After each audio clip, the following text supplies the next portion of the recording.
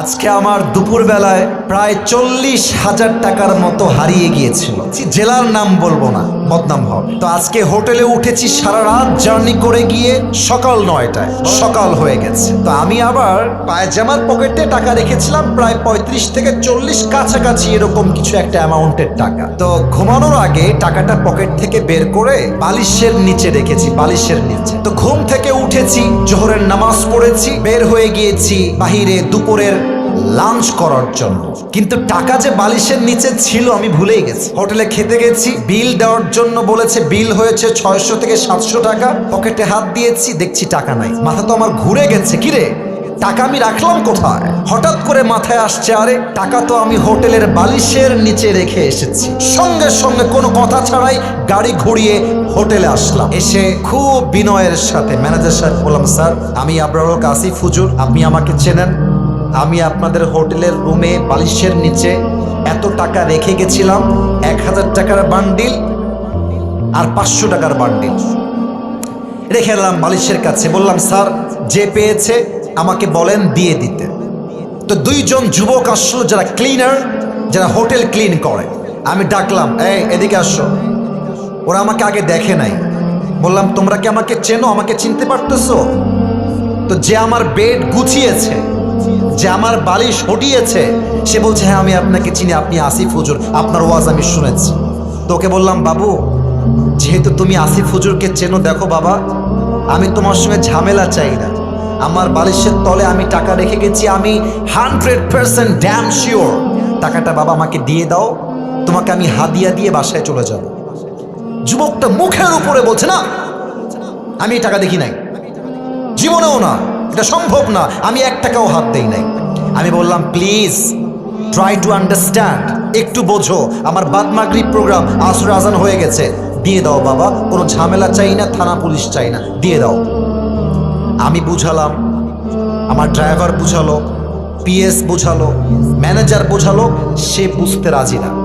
এবার হোটেলের মালিক চলে আসছে, বড় শিক্ষিত, অনেক বড় ঘরের মানুষ তিনি, এবং তিনি একজন অ্যাডভোকেটকেও নিয়ে আসছে।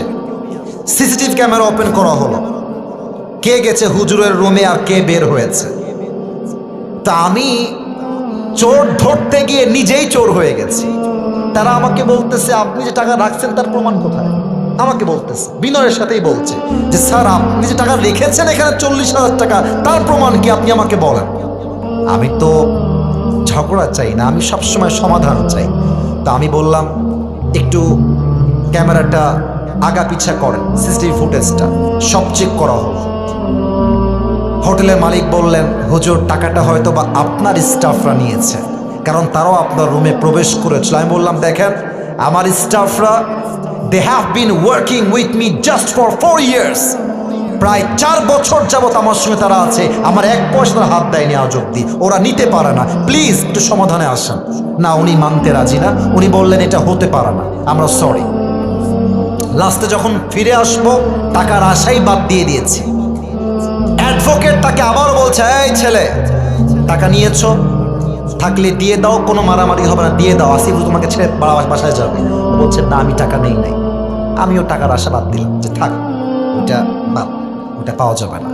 জাস্ট আসার সময় তাকে বললাম যে, স্যার দেখেন আমি আসিফ হুজুর, আমি কোনো গন্ডগোল চাই না, আপনার হোটেলের বদনাম চাই না, তবে একটা আবদার রাখবো, এই যুবকটা যে রুমে থাকে, চেক হিজ রুম, ও রুমটা চেক করে। বলছে, ঠিক আছে হুজুর, আপনার লাস্ট আবদার আমরা রাখবো। হোটেল ম্যানেজার, হোটেল মালিক, অ্যাডভোকেট এবং আমার 3 জন স্টাফ ও রুমে গেল। রুমে গিয়ে দেখবেন টয়লেটের উপরে একটা ছোট্ট করে জায়গা থাকে, এই ঢোপ টোপ রাখার জন্য, অনেক জিনিস রাখার জন্য। একজন গিয়ে সোজা ওখানে আঘাত করছে। যখনই খুলেছে দেখছে আমার সব টাকা ওখানে রাখা আছে। আর যখনই টাকা দেখতে পাইছে মালিক হোটেলের, ওরে ইচ্ছা মতো মারা শুরু করছে, সেই মায়ের। আমি গিয়ে পরে ঠেকায় ঠুকাই নিয়ে আসলাম। আর ওই যুবকটা পা ধরে এত কান্নাকাটি। আমি বললাম, যুবক তুমি কি করলা এটা? তুমি আমাকে বলতা যে হুজুর আমি টাকাটা পেয়েছি, নেন আপনি, আপনার যা মন চা আমাকে খুশি হয়ে দিবেন, তাতেই আমি খুশি, আমি তোমাকে দিতাম অনেক টাকা খুশি হয়ে। তুমি কি করলা? এখন তুমি টাকাটাও পাইলে না, তোমার চাকরিও হারায় গেল। শিক্ষা কি পেলেন? শিক্ষা একটা, যদি আপনি জ্ঞানী মানুষ হয়ে থাকেন, আপনি মাথায় রাখবেন যে আমার এই টাকাটা দামি নয়, আমার বিশ্বাসটা দামি। যদি আমি বিশ্বাস রাখতে পারি, পুরস্কারও থাকবে, চাকরিও থাকবে, জীবনটাও সুন্দর হবে। মূর্খতা করবেন, চাকরিও থাকবে না, জীবনটাও অসুন্দর হয়ে যাবে। ঠিক কিনা বলেন?